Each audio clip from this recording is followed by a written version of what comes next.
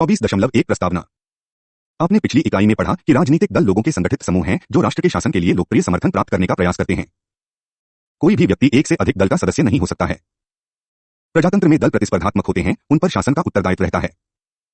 वर्तमान इकाई में हम हितबद्ध समूह, प्रभावक समूह तथा दबाव की राजनीति, जिसे सामान्यतः लॉबिंग कहा जाता है, पर चर्चा करेंगे। एक समूह में बड़ी या छोटी संख्या के लोगों को सम्मिलित किया जाता है, जिनमें सामान्य सामाजिक, सांस्कृतिक, व्यापारिक या व्यावसायिक हित सम्मिलित रहता है।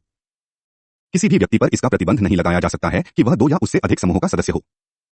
हितबद्ध समूह राजनीतिक दल नहीं होते हैं, क्योंकि वे चुनावी राजनीति में सहयोगी नहीं रहते हैं तथा वे स्वयं से देश की शासन व्यवस्था पर प्रत्यक्ष भूमिका नहीं निभाते हैं। फिर भी यदि उनके हित में यह आवश्यक है, तब वे किसी एक या दूसरे राजनीतिक दल को अपना समर्थन दे सकते हैं तथा विधि निर्माण और कार्यकारी निर्णयों को प्रभावित कर सकते हैं, सरकार पर कई प्रकार के दबाव का प्रयोग करते हुए। जब कोई समूह विधायिका के सदस्यों को संसद की गैलरियों में भिन्न भिन्न तरीकों का प्रयोग कर दबाव डालते हैं, इस प्रक्रिया को हम लॉबिंग कहते हैं। इस शब्दावली का उद्भव अमेरिका में हुआ, जहां लॉबिंग एक स्वीकृत प्रक्रिया है और वहां नियमित लॉबी करता है जो विधायक एवं अधिकारियों को किसी विशेष समूह के हित के लिए प्रभावित करने का पारिश्रमिक या शुल्क लेते हैं। राजनीतिक दल हुए बिना, अपने नाम पर चुनाव लड़े बिना, सरकारी नौकरी को लिए बिना तथा विधायिका में प्रवेश किए बिना हो, हितबद्ध एवं प्रभावक समूह समकालीन प्रजातंत्र में निर्णय निर्माण प्रक्रिया में मुख्य भूमिका निभाते हैं। इस इकाई में हम उनकी विभिन्न भूमिका का विश्लेषण करेंगे।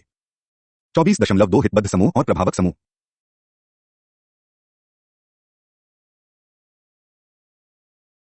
हितबद्ध समूह और प्रभावक समूह। सामान्य हित सर्वथा लोगों को एक साथ कर देता है। जब वे अपने हितों की रक्षा या विकास के लिए स्वयं को संगठित करते हैं, तब उन्हें हितबद्ध समूह कहा जाता है। भारत में सेल फोन के संचालक, विभिन्न देशों में तेल उत्पादक, संयुक्त राज्य में मोटर कार के उत्पादक, सभी अपनी संस्थागत स्वरूप में हितबद्ध समूह कहलाते हैं। हमारे भारतवर्ष में भी ऐसा एक बहुत बड़ा समूह है, जिसे हम federation of Indian chambers of commerce and industry कहते हैं। इसमें बड़ी संख्या के हितबद्ध समूहों के प्रतिनिधि रहते हैं। आज सभी देशों में ऐसे कई समूह होते हैं। कई लोकप्रिय लेखकों ने हितबद्ध समूह की परिभाषा दी है। कुछ इसे प्रभावक समूह कहते हैं तथा कुछ इन्हें हितबद्ध समूह कहते हैं। वास्तव में इन दोनों में स्पष्ट अंतर है, हालांकि स्पष्ट सीमांकन करना सरल नहीं है।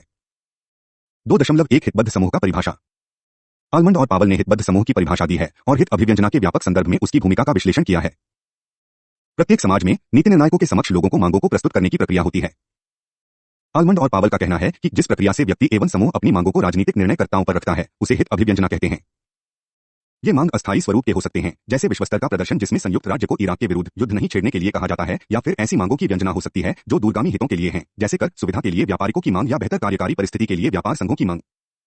जैसा कि आलमंड और पावल का कहना है कि हित अभिव्यंजक असंगठित भीड़ की तरह भिन्न हो सकती है या फिर सुव्यवस्थित क्रमबद्ध संगठन की भांति भी। यह स्वीकार करते हुए कि उनकी परिभाषा सर्वांगीण नहीं भी हो सकती है, फिर भी आलमंड और पावल का कहना है, हितबद्ध समूह से हमारा अर्थ है ऐसे व्यक्तियों का समूह जो किसी विशेष संलग्नता या लाभ की कड़ी से जुड़ा है और जिसे इन कड़ियों की कुछ जानकारी है। हितबद्ध समूह की संरचना को इस प्रकार संगठित किया जाए जिसमें समूह के सभी सदस्यों की लगातार जारी भूमिका को सम्मिलित किया जा सके, या फिर यह व्यक्तिगत स्तर से समूह हितबद्ध की चंदाकक्ष और आंतरायिक जागरूकता को प्रतिबिंबित कर सके। इस प्रकार हितबद्ध समूह ऐसे व्यक्तियों का संगठन है जो कुछ विशिष्ट उद्देश्यों को प्राप्त करता है और इसके लिए राज्य के संस्थानों पर दबाव भी डालता है। प्रभावक समूह की चर्चा करते हुए डेविड डूमैन ने कहा, प्रभावक समूह एक विचारधारा समूह है जो समाज में दूसरे समूह के ऊपर दावा करता है। सरकार की क्रियाओं का लोगों के जीवन के ऊपर प्रत्यक्ष प्रभाव पड़ता है। दूसरी तरफ लोगों की क्रियाओं का सरकार के निर्णयों के ऊपर कोई भी प्रभाव सहायक नहीं होती। यह कार्य प्रभावी रूप से लोगों के संगठित समूह द्वारा ही किया जा सकता है। किचन और लेविन ने हितबद्ध समूह शब्द के प्रयोग को उचित समझा है। उनका कहना है कि हितबद्ध समूह लोगों का वैसा समूह है जो लोक नीति को प्रभावित करते हैं। उनका कहना है कि हितबद्ध समूह और प्रभावक समूह समान नहीं होते हैं। प्रभावक समूह शब्दावली में नकारात्मक अर्थ होता है जो समूह द्वारा दबाव के प्रयोग या अनचाहे हस्तक्षेप को उद्देश्य की प्राप्ति के लिए सूचित करता है। हितबद्ध समूह को राज्यत्वधारक या व्यक्ति या आधुनिक राज्य के रूप में विश्लेषित किया जा सकता है, किंतु सिर्फ राजनीति ही उनकी क्रियाओं का उद्देश्य नहीं होता है। किचन और लेविन के अनुसार हितबद्ध समूह व्यवस्था इस प्रकार सामान्य संस्कृति और सामाजिक प्ररूप दोनों का ही भाग है तथा साथ ही किसी विशिष्ट राज्य की राजनीतिक संरचना। हितबद्ध समूह लोगों का संगठन है जो किसी विशिष्ट उद्देश्यों की प्राप्ति करते हैं और जो आवश्यकता पड़ने पर राज्य पर दबाव भी डालते हैं। वे निरंतर दबाव की राजनीति में संलग्न रहते हैं और कभी कभी दबाव की राजनीति में स्वयं को सम्मिलित करते हैं और दूसरी ओर अपने हितों को बढ़ावा देने के लिए अन्य कार्य करते हैं। 24.2 प्रभावक समूह का अर्थ। ऊपर हमने यह कहा है कि हितबद्ध समूह तथा प्रभावक समूह में प्रकृति की भिन्नता के बावजूद ज्यादातर उनका प्रयोग समानार्थक शब्दों के रूप में होता है। इस उपभाग में हम लोग मुख्यतः प्रभावक समूह के अर्थ पर ही विचार करेंगे। डुवर्जर के अनुसार अधिकतर प्रभावक समूह गैर राजनीतिक संगठन होते हैं और प्रभावक की राजनीति उनकी प्राथमिक प्रक्रिया नहीं होती है। कोई भी समूह, संस्था या संगठन, उनका भी जिनकी संलग्नता राजनीति से सामान्यतः दूर रहती है, कुछ क्षेत्रों और विशेष परिस्थिति में वे भी प्रभावक समूह की भांति कार्य कर सकते हैं। सामान्यतः यह विश्वास किया जाता है कि प्रभावक समूह सरकार की नीतियों से परिवर्तन लाने की चेष्टा करते हैं, चाहे उनकी संस्थाओं को प्रभावित करके या अन्यथा भी। हालांकि प्रभावक समूह स्वयं से विधान मंडल में प्रवेश नहीं कर सकते। कार्टर तथा हर्ज ने इस बात पर विचार किया कि आधुनिक अनेकवादी समाज, जिसमें कई प्रकार के आर्थिक, व्यावसायिक, धार्मिक, नैतिक तथा अन्य हितबद्ध समूह हैं, वे इस मुख्य समस्या का सामना कर रहे हैं कि किस प्रकार एक तरफ विभिन्न समूह तथा दूसरी तरफ सरकार और राजनीति की प्रक्रियाओं में सामंजस्य स्थापित किया जाए। हितबद्ध समूह स्वतंत्र प्रजातांत्रिक समाज में स्थापित स्वतंत्रता और कार्यों का आनंद उठाते हैं। जब ये समूह राजनीतिक प्रक्रिया को प्रभावित करने की चेष्टा करते हैं और अपने पक्ष में निर्णयों को प्राप्त करते हैं, जैसे कि कानून का अधिनियम, कर एवं कर्तव्यों का लागू होना, नियमों का निर्माण तथा लाइसेंस का जारी होना आदि, तब यही हितबद्ध समूह प्रभावक समूह में परिवर्तित हो जाते हैं। दूसरे लेखक वियोकी के अनुसार हितबद्ध समूह ऐसे निजी संगठन होते हैं जिनको स्थापना लोक नीति को प्रभावित करने के लिए होती है। उम्मीदवारों के चयन या वैधानिक प्रक्रिया में सहभागी नहीं होते हैं। अपने हितों को बढ़ावा देने के लिए वे सरकार पर दबाव एवं प्रभाव डालने के लिए संगठित रहते हैं। उदारवादी लोकतांत्रिक देशों के संदर्भ में लिखते हुए विशेषकर संयुक्त राज्य S0 फाइनर ने लिखा, प्रभावक समूह मोटे तौर पर स्वायत्त और राजनीतिक दल तथा नौकरशाही से तोलमेल करता है, बिना इस तथ्य के कि सत्ता पर किस राजनीतिक रंगा की सरकार है। समूह अपने हितों के लिए विभिन्न प्रकार के तोल मोल को अपना सकती है, जिसमें अपारंपरिक या भ्रष्ट तरीका भी सम्मिलित हो सकता है।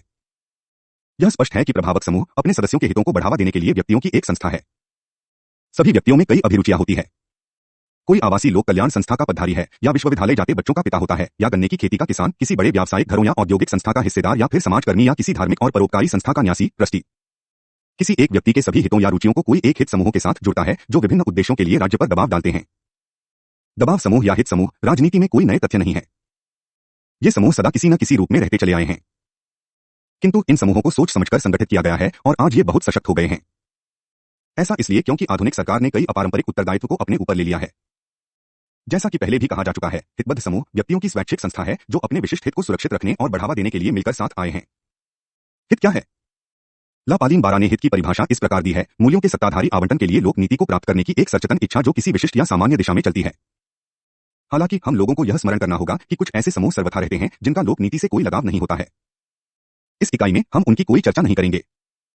हमारे लिए हितबद्ध समूह वैसा समूह है जिसका दबाव प्रक्रिया पर दाव है।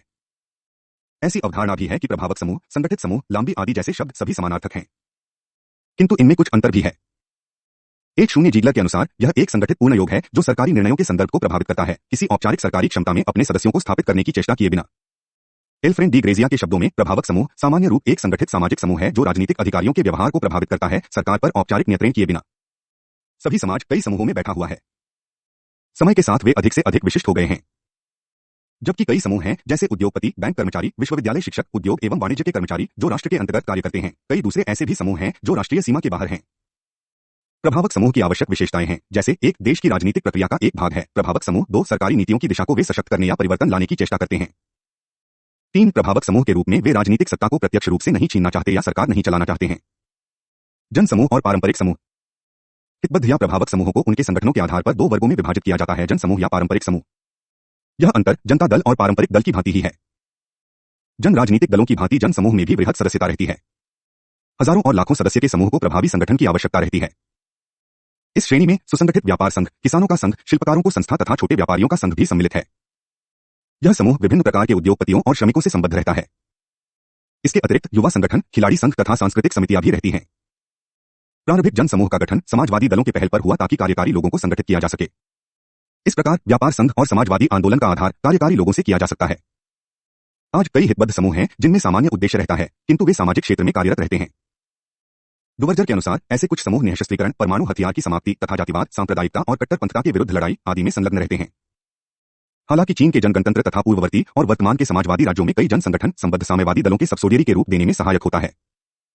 अपनी सक्रिय सहभागिता देकर कुछ जन समूहों में युवा संगठन, महिला समूह और शांति आंदोलन भी सम्मिलित है जो वृहद रूप से किंतु आवश्यक रूप से नहीं साम्यवादी राष्ट्रों में होते हैं। डुवर्जर इन्हें समानांतर का पदसोपान मानता है। ऐसे समूह अब पश्चिमी उदारवादी देशों में भी सक्रिय हो रहे हैं। आपने पिछली इकाई में पढ़ा होगा कि पारंपरिक राजनीतिक दल सामान्यतः अभिजात वर्गों से संबद्ध रहते हैं। उसी प्रकार पारंपरिक प्रभावक समूह भी गुणात्मक मूल्यों पर अधिक ध्यान देते हैं सदस्यों की अपेक्षा। वे अधिक से अधिक अभिजात वर्ग पर ज्यादा निर्भर होते जा रहे हैं। प्रारंभिक अभिजात समूहों में सम्मिलित है 18वीं शताब्दी का बुद्धिजीवी संगठन तथा 20वीं शताब्दी में फ्रांस की राजनीतिक संस्था। उदाहरण के लिए फ्रांस का जीन माउलिन क्लब ऐसा ही एक समूह है। इसमें सिर्फ 500 सदस्य हैं। इसके सदस्यों में अभिजन सम्मिलित हैं, वरीय सरकारी पदाधिकारी, अभियंता, विश्वविद्यालय शिक्षकगण तथा प्रभावी पत्रकार। भारत में भी सीमित सदस्यता के साथ कई अभिनात समूह हैं। भारत में एक ऐसा समूह है प्रतिरक्षा अधिकारी पत्नियों की संस्था। उसी प्रकार स्टील उत्पादकों की भी संस्था है। वाणिज्य और उद्योग के भारतीय चैंबर का संघ एक बहुत सशक्त अभिजात समूह है। विभिन्न देशों के पारंपरिक या अभिजन समूह में जो सम्मिलित है उनमें राष्ट्र से संबद्ध उद्योगपतियों का समूह, उच्चतर प्रशासनिक सेवा अधिकारी की संस्था, बुद्धिजीवियों, लेखकों, कवियों या शिल्पकारों की संस्था इत्यादि है। ऐसे कई समूह Britain, America, France, Germany, Japan तथा भारत में हैं।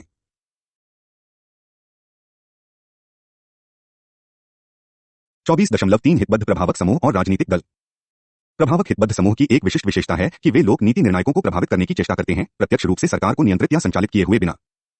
राजनीतिक दल दूसरी तरफ मुख्यतः शासन के साथ संबंध रखते हैं, चुनाव लड़ने और विधायिका में बहुमत प्राप्त करने या मुख्य कार्यपालिका का पद ग्रहण करके देश का प्रशासन करने में। इस प्रकार न्यूमैन ने दल एवं हितबद्ध समूह के बीच भेद को लक्षित किया।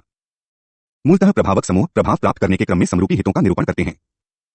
हितबद्ध समूह जब विशिष्ट उद्देश्यों को निर्देशित करता है तब यह सशक्त और प्रभावी रहता है। दूसरी तरफ राजनीतिक दल पद प्राप्त करने तथा नीति निर्णयों को निर्देशित करने के उद्देश्य के कारण उनमें विभिन्न समूह होते हैं। वास्तव में राजनीतिक समाज के अंतर्गत विभिन्न शक्तियों के साथ समझौता करना उनका मुख्य विषय वस्तु है। उनका कार्य समाकलनात्मक है, जो हितबद्ध समूहों का क्षेत्र नहीं है। मारिस डुवर्जर ने दोनों में इन शब्दों द्वारा अंतर किया है। राजनीतिक दल शक्ति प्राप्त कर उनको कार्यान्वित करने का उद्देश्य रखते हैं, मेघर तथा उपप्रतिनिधि को निर्वाचित करने तथा राज्य के प्रधान और मंत्रिमंडल के चयन द्वारा। इसके विपरीत दबाव समूह सत्ता प्राप्ति या उसके कार्यान्वयन में प्रत्यक्ष रूप से सहभागी नहीं होते, उनसे अलग रहकर वे सत्ता पर सिर्फ अपना प्रभाव डालते हैं। उन पर दबाव डालते हैं। प्रभावक समूह उन लोगों का प्रभावित करते हैं जो सत्ता में हैं, न कि अपने लोगों को सत्ता में स्थापित करना चाहते हैं, कम से कम औपचारिक रूप से तो नहीं। यह संभव है कि कभी कभार प्रभावक समूह के सदस्य कार्यपालिका या विधायिका के सदस्य बन सकते हैं, किंतु यदि ऐसा होता भी है तो यह गुप्त रखा जाता है। हेराल्ड आर ब्रूस के अनुसार राजनीतिक दल के साथ संबंध में प्रभावक समूह एकल स्थिति में उनसे स्वतंत्र रहते हैं और साथ ही उनके सहयोगी भी परिस्थिति अनुसार। प्रभावक समूह सामान्यतः पक्षपाती प्रकृति के नहीं होते, वे दलीय आधारों को नहीं मानते, वे मतदाताओं से लोकप्रिय समर्थन प्राप्त करते या फिर कार्यकारी या विधायी अंगों के सदस्यों का सहयोग भी। इसी प्रकार के विचार डुवर्जर ने व्यक्त किया। उन्होंने लिखा, कुछ सशक्त समूह के वास्तव में सरकार और कार्यकारी अंगों में उनके प्रतिनिधि रहते हैं, किंतु इन लोगों और समूह के बीच का संबंध गुप्त या सीमित रहता है। इस प्रकार राजनीतिक दल प्रत्यक्ष रूप से राजनीतिक प्रक्रियाओं के साथ जुड़े रहते हैं, जिसमें सम्मिलित है चुनावों के लिए उम्मीदवार का चयन, औपचारिक रूप से निर्मित नीतियों का प्रस्तुतिकरण तथा लोकप्रिय मत प्राप्त करने का स्पष्ट आधार, और यदि सफल हो गए तब राज्य के मामलों का संचालन। जिन्हें कम मत और सीटें प्राप्त होती है वे विरोधी गुट में बैठकर शासन दल को सकारात्मक विरोध करते हैं। इनमें से कोई भी प्रभावक समूह की भूमिका के अंतर्गत नहीं आता है। हितबद्ध प्रभावक समूह आवश्यक रूप से गैर राजनीतिक संस्था है। उनके प्राथमिक कार्य आर्थिक, सामाजिक, धार्मिक या मानवीय हो सकता है। उनका मुख्य व्यवसाय दबाव नहीं है। अपने सदस्यों के हितों को बढ़ावा देने के लिए वे इसे आवश्यकतानुसार करते हैं। दल व्यापक स्तर के मुद्दे और नीतियों के प्रति प्रतिबद्ध हैं। उनका उद्देश्य राजनीतिक सत्ता है। दूसरी तरफ हितबद्ध समूह का केंद्र बिंदु संकीर्ण होता है। विशिष्ट मांगों के निर्देश के लिए ही वे संलग्न रहते हैं।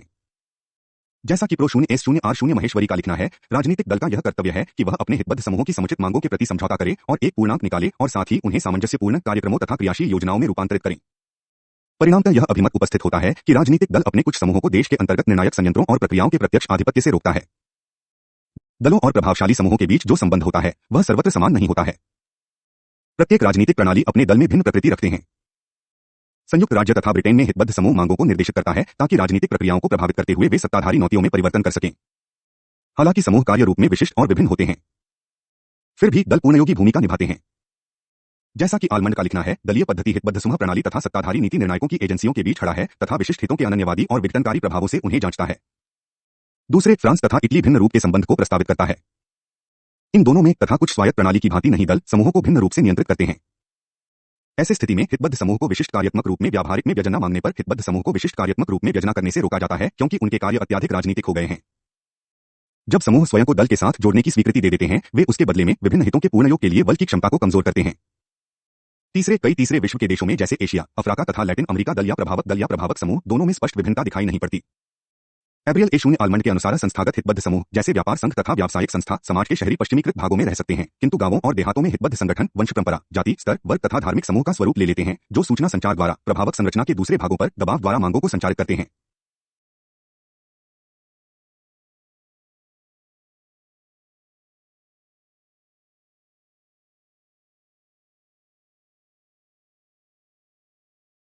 चौबीस दशमलव चार हितबद्ध समूह का वर्गीकरण।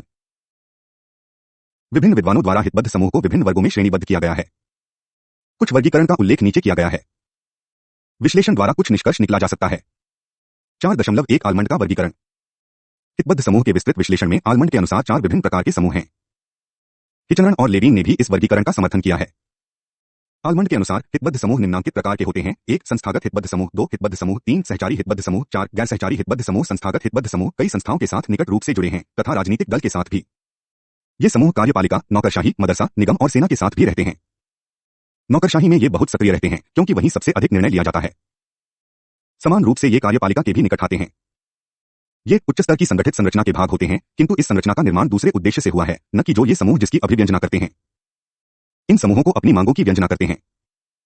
इन समूहों को अपनी मांगों की व्यंजना के लिए किसी अन्य संगठन की आवश्यकता नहीं होती। जैसा कि आलमंड ने कहा है, संस्थागत हितबद्ध समूह एक औपचारिक संगठन है जिसमें व्यावसायिक स्तर के अधिकर्मी नियुक्त रहते हैं और जिसमें हितबद्ध व्यंजना के अलावा निर्मित राजनीतिक एवं सामाजिक कार्य रहते हैं। किंतु इन संस्थाओं के अंतर्गत जैसे कार्यपालिका के सहकारी अंग के रूप में अथवा छोटे समूह के रूप में रहते हैं। ये समूह अपने हितों की व्यंजना करते हैं व दूसरे समूह के हितों का प्रतिनिधित्व करते हैं। ऐसे समूह बहुत प्रभावी और सशक्त होते हैं। कुछ तीसरे विश्व के देशों में वे प्रभाव डालने से ही संतुष्ट नहीं होते, वे शक्ति को छीनते भी हैं, जैसे कि वर्मा या बांग्लादेश शेख मुजिब की हत्या के पश्चात या पाकिस्तान या नाइजीरिया में अपवाद हैं। ये समूह अपने सदस्यों की बेहतर स्थिति के लिए संबंध रहते हैं। हितबद्ध समूह आलमंड के अनुसार कमोबेश समाज की राजनीतिक व्यवस्था में स्वाभाविक प्रवेश हैं। ये समूह अधिकतर तब दिखाई पड़ते हैं जब असंतोष प्रकट करने के सामान्य साधन प्रभावहीन हो जाते हैं। उनका लगाव धार्मिक या भाषाई या प्रजातीय गड़बड़ी या प्रदर्शन या फिर हत्या या अपहरण के साथ हो सकता है। सामान्यतः उनकी विशेषता होती है अपारंपरिक और ज्यादातर हिंसात्मक साधन। ऐसे समूह राजनीतिक व्यवस्था को कई अपारंपरिक तरीकों से प्रभावित कर सकते हैं। पश्चिमी विकसित राष्ट्रों में भी इनको कभी कभार पाया जाता है। सहचारी हितबद्ध समूह को औपचारिक रूप से संगठित संस्थाओं के साथ निकट रूप से संबंध हैं। ये कार्यात्मक रूप में विशिष्ट होते हैं तथा वे दूसरे समूह के हितों की व्यंजना करते हैं, जैसे प्रबंधन, श्रम, व्यवसाय या कृषि।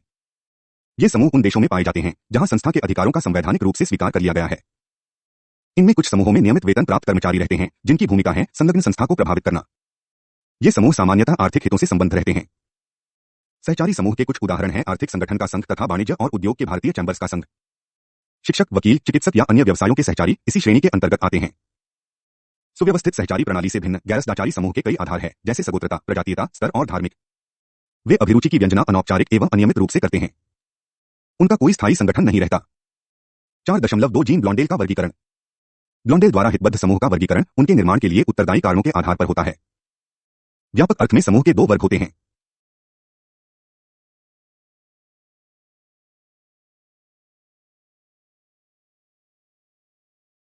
यह है 1 समुदाय हितबद्ध समूह, 2 सहचारी समूह। दोनों वर्ग की आगे 2 उपवर्ग में पुनः बांटा गया है। समुदाय के हितों को बढ़ावा देने के लिए समुदाय हितबद्ध समूह का निर्माण होता है। उनके निर्माण के पीछे सामाजिक संबंधों का हाथ होता है। समुदाय जीवन लोगों को एक साथ लाता है। हर्ष और विषाद दोनों को वे एक साथ मिलकर बांटते हैं। अधिकतर समुदाय समूह अनौपचारिक होते हैं, सिर्फ कुछ ही औपचारिक रूप से संगठित होते हैं। राज्य संरक्षण और सहयोग को प्राप्त करने के लिए सरकार पर दबाव डालते हैं। समुदाय समूह 1 प्रथागत, 2 संस्थागत समूह के बीच विभाजित है। जो समूह समुदाय के रिवाजों और परंपराओं का अनुसरण करते हैं वे प्रथागत समूह की श्रेणी में गिने जाते हैं। भारत में जाति तथा उपजातियां इस श्रेणी में आते हैं। ब्लॉन्डेल ने ऐसे समुदाय को संस्थागत समूह कहा जो ऐसे लोगों द्वारा निर्मित है जो लंबे समय से साथ रह रहे हैं और सामान्य सामाजिक संबंधों को विकसित करते हैं। इस वर्ग के कुछ उदाहरण हैं कार्यरत या अवकाश प्राप्त सैनिकों की लोक कल्याण संस्था, जैसा कि अनुभवों और पुराना संघ, लोक सेवाकर्मी कल्याणकारी संस्था तथा वरिष्ठ नागरिक लोक कल्याण संस्था। सहचारी समूह ब्लॉन्डेल के अनुसार सामान्यतः आलमंड तथा हिचन एवं लेविन के प्रतिमान का अनुसरण करता है। इस समूह में 2 श्रेणी है, 1 संरक्षक समूह, 2 प्रोराहक समूह। संरक्षक समूह अपने सदस्यों के हितों की रक्षा करता है, जैसे कि व्यापार संघ या व्यापारियों एवं व्यवसायियों की संस्था। मोटे तौर पर उनके ग्राहक समरूपी होते हैं। दूसरी ओर प्रोत्साहक समूह की सदस्यता समुदाय के बृहद भागों में से होती है। इनमें सम्मिलित हैं निःशस्त्रीकरण समूह या ग्रीन द्वारा पर्यावरण की सुरक्षा। इसके अलावा प्रोत्साहक समूह की अपेक्षा संरक्षक समूह निर्णय प्रक्रिया पर अधिक प्रभाव डालने में सक्षम होता है। जैसा कि रॉबर्ट सेलिसबेरी ने ब्रिटिश समूह के संदर्भ में लिखा है कि संरक्षक समूह का नौतियों पर भारी प्रभाव डालता है, जबकि प्रोत्साहक दबाव, हालांकि वे बड़े स्तर पर समुदाय अनुसरण का संगठन करते हैं, फिर भी लोक निर्णयों पर उनका प्रभाव कम माना जाता है। अंत में संरक्षक समूह में सामान्यतः अधिक लचीली रणनीतियां रहती हैं, जबकि प्रोत्साहक समूह राजनीतिक परिस्थिति में बदलाव के कारण उद्देश्य के अनुकूलन में समस्या का सामना करते हैं। संरक्षक समूह कभी भी अपने कार्यक्रमों से बाहर नहीं होते, जबकि प्रोत्साहक समूह अंतस्थ प्रकृति के होते हैं, कम से कम अवधारणा में।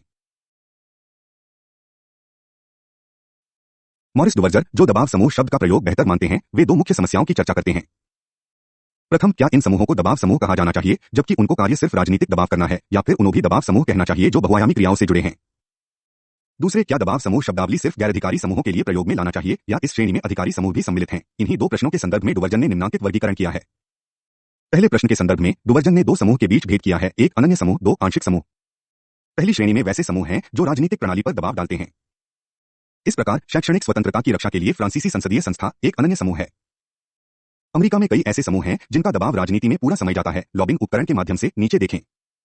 दूसरी तरफ आंशिक समूह अपने सदस्यों के हितों को बढ़ावा देने के लिए गठित हुआ है, किंतु इस प्रक्रिया में दबाव की तकनीक का प्रयोग करते हैं।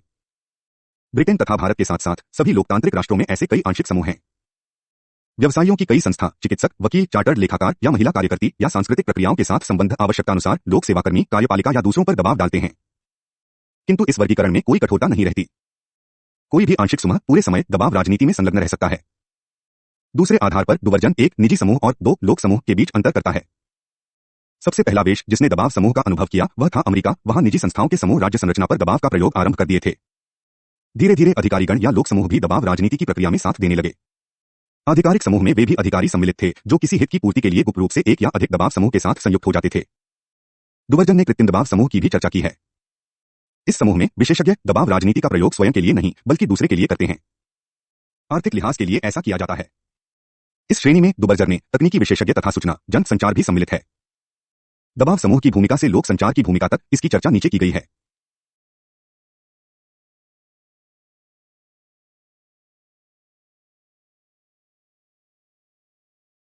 24.5 हितबद्ध प्रभावक समूह की भूमिका। प्रभावक समूह की भूमिका इस पर भी बहुत निर्भर करता है देश में किस प्रकार की सरकार है। अध्यक्षात्मक व्यवस्था में जैसे कि अमेरिका में उसकी भूमिका अधिक महत्वपूर्ण है। संसदीय प्रजातंत्र जैसे ब्रिटेन तथा भारत की तुलना में एक दलीय राज्यों में उसकी भूमिका न्यूनतम और नहीं रहती, विशेषकर सत्ताधारी व्यवस्था में। हेनरी एहरमैन दबाव समूह के गुणों की चर्चा करते हुए उसकी भूमिका को विशिष्टता प्रदान की है। उनके अनुसार जिस हित का वे प्रतिनिधित्व करते हैं इससे उनकी सदस्यता समुदाय के मूल्यों के साथ जुड़ जाती है। इस प्रकार अन्य संस्था की तुलना में समूह अधिक सही प्रकार से समाज से संबंधित मामलों को प्रतिबिंबित करता है जिसमें वह कार्यरत रहता है। आगे जहां प्रतिनिधित्व को औपचारिक व्यवस्था अपर्याप्त सिद्ध होती है, हितबद्ध समूह दल की अपेक्षा समुदाय के मूल्यों को अधिक वास्तविक रूप में प्रतिनिधित्व करते हैं। हितबद्ध समूह अपने हितों को बढ़ावा देने के लिए सभी प्रकार के कल्पनीय तरीकों का प्रयोग करते हैं। वे आवेदन और मनुहार, घूसखोरी और मनोरंजन करते हैं। दबाव राजनीति की सबसे लोकप्रिय तरीका लॉबिंग है, जिसका विकास अमेरिका में हुआ है। लॉबिंग विशिष्टतः अमेरिकी प्रक्रिया है और उसके अभ्यासकर्ता प्रत्यक्ष रूप से विधि निर्णायकों और अन्य अधिकारियों को प्रभावित करने की चेष्टा करते हैं। 5.1 लॉबिंग। अलामंड डी योजिया के शब्दों में लॉचिंगकर्ता अत्यधिक संगठित होते हैं। वे सदस्यता सूची में वृहद भाग का दावा करते हैं। उसके पास ऐसे एजेंट होते हैं जो दबाव और लोक संबंधों में निपुण होते हैं। वे इस पर बल देते हैं कि लोक कल्याण के साथ उनके उद्देश्य उसके अनुरूप है। जैसा कि ऊपर कहा जा चुका है, लॉबिंग जो एक अमेरिकी प्रक्रिया है, फिर भी इस पर अमेरिका का एकाधिक नहीं है। लॉबिंग का अभ्यास कई प्रजातांत्रिक देशों में भी किया जाता है, फिर भी अमेरिकी पृष्ठभूमि में इसकी चर्चा करना यथोचित होगा। लॉबिंग शब्दावली का प्रयोग कांग्रेस एवं राज्य कार्यपालिका के सदस्यों के साथ अनुबंध स्थापित करने की तकनीक का संकेत है ताकि उन्हें दबाव समूहों के हितों के लिए पक्ष या विपक्ष मतों के लिए किया जा सके। अधिकतर दबाव समूह कांग्रेस के पूर्व सदस्यों को विधायकों को प्रभावित करने के लिए संलग्न करता है।